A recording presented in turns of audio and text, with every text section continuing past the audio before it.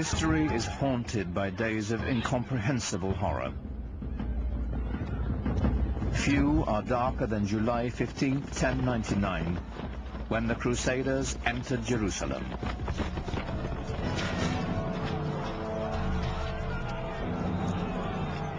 The massacre must have been terrible. The fear, the fleeing of the population. It must have been horrendous.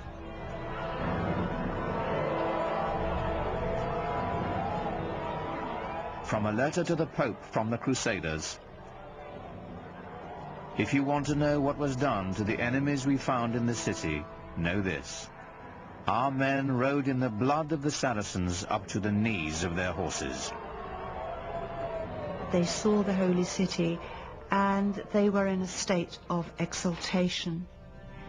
And perhaps that's why, when they flooded through the gates of the city, that they were fired up with fanaticism and zeal, and that's why there was this terrible massacre in the name of Christendom.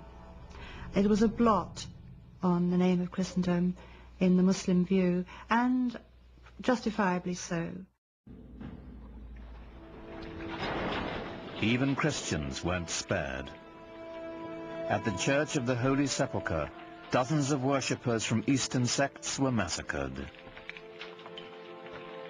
To the Crusaders, they were nothing more than foreigners. The Christian chronicles record the carnage. The Saracens, who were still alive, dragged the dead ones out and made huge piles of them. Such a slaughter of pagans no one has ever seen or heard of. The pyres they made were like pyramids. They shocked the Muslim world when they came. There are a number of extremely moving lamentations in poetry which date from that period. And the Arab poets of the time talk about the feelings of anguish and terror which the Crusaders, or the Franks as they're called in the Arab sources, caused the local people, the old women, the young girls, those who are cloistered away in their houses, are trembling with fear. The whole imagery is that of the rape of their land and the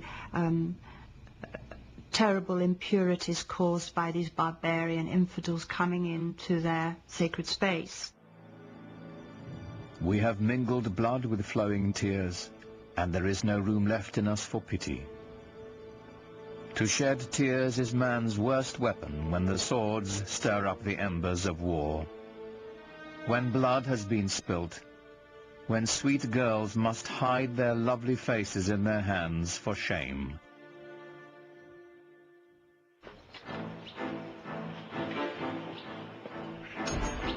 The First Crusade was over.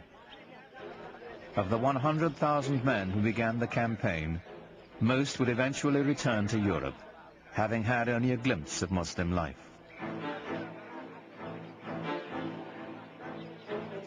The job of occupying Jerusalem and the surrounding countryside fell to the 20,000 who remained, indefinitely.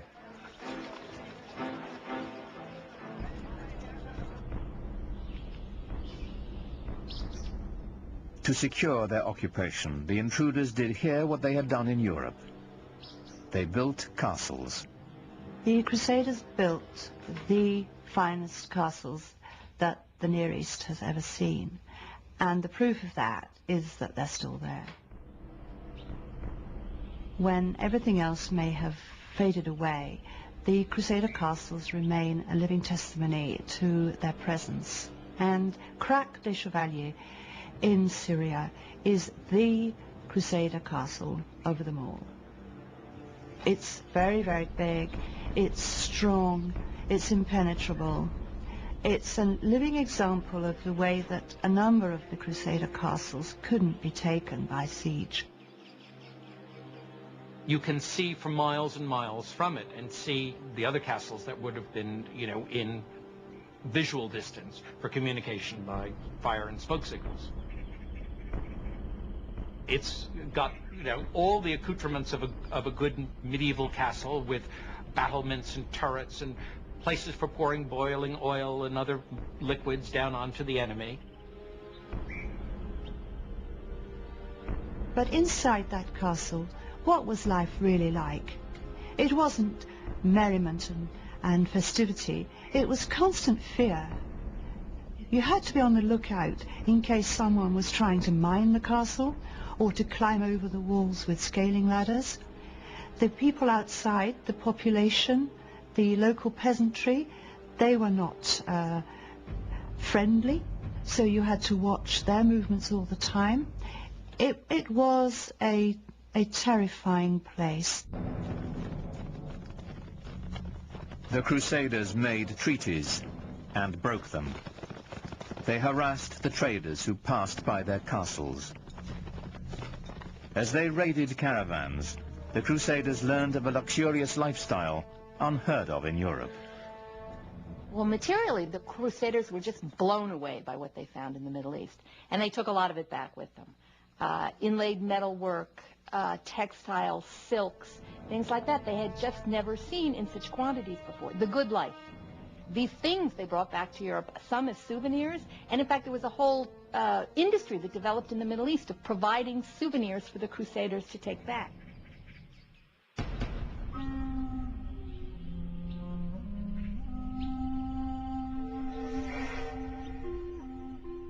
It is perhaps a Western bias to imagine the Crusaders were a decisive force in world events, devastating to the Islamic culture and trade.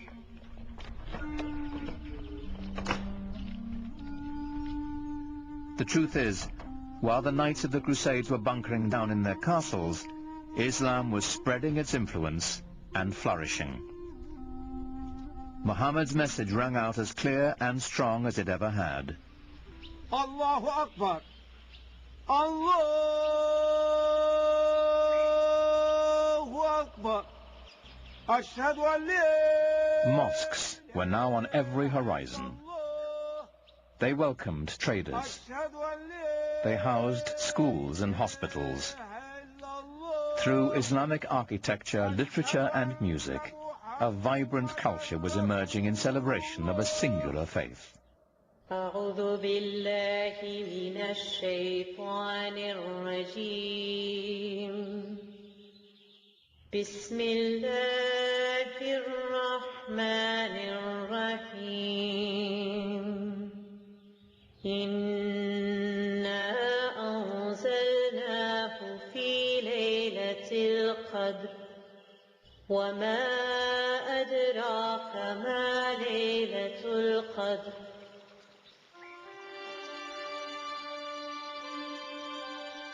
Faith had launched an empire.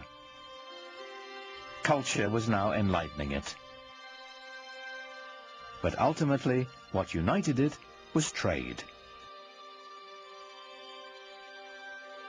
For the Muslims, trade, like science, brought innovation. Business was expedited by a revolutionary concept called the sack, a cheque that could be written in Spain and cashed in India. Writing a